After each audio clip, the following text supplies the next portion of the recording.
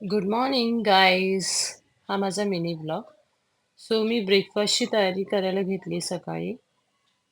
म्हटलं उपमा बनवावा. इथे ऑनियन, टमॅटो आणि चिली मी चिरून घेतेय.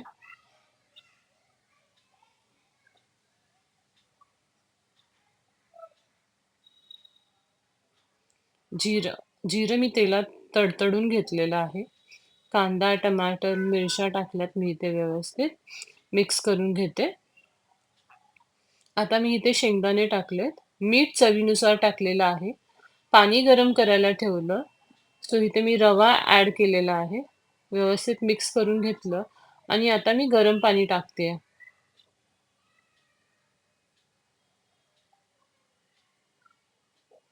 रात्रीच्या डिनरसाठी म्हटलं की मूग भिजत घालूया.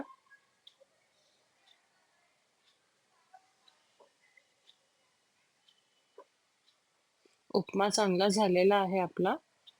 इथे मी चहा ठेवला. झाडांना पाणी टाकलंय. ऑफिसमधून घरी जाण्यासाठी निघाली आणि बघते तर काय खाली एक्झिबिशन होतं. एक्झिबिशनमध्ये बघितलं काय काय आहे. मग तिथून घरी जाण्यासाठी निघाली. असा होता माझा दिवस.